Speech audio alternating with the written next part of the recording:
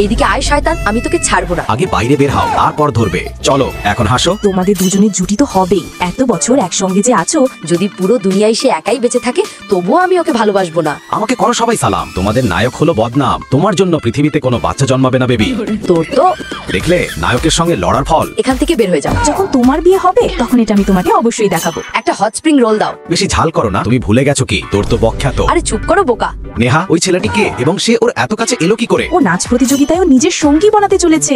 এতে কি লাভ? সে আমার মতো নাচতে তো পারবে না, তার পরিশ্রম নষ্ট হয়ে গেল। তোমার সঙ্গে কথা বলে কোনো লাভ নেই। তুমি কি বলতে চাও? সে ভাগ্যবান ছেলে যে অঞ্জলির সঙ্গে থাকার সুযোগ পেয়েছে। হয়তো কিছুদিনের মধ্যেই সে অঞ্জলিকে পটে নেবে। আমি প্রতিযোগিতার ড্রেসে কেমন দেখাচ্ছি? তুমি নক করে আসতে পারলে না? আমি ভাবলাম আমি যে কোনো সময় এখানে আসতে পারি। এই ড্রেসটা ভালো তাই না? ড্রেসের জন্য কে পড়ে আছে? তুমি তো কোনো কিছু না ভেবে যার তার সঙ্গে চলে যাও। তোমার কি তার জন্য হিংসা হচ্ছে? হিংসার আমি? পাগল হয়ে গেছো নাকি? আমি খেলতে যাচ্ছি। রাহুল, তুমি তোমার সঙ্গীর সঙ্গে যাওনি? কারণ আমি তোমার বাড়ির ঠিক নিচে ডিনার করা বেশি পছন্দ করি।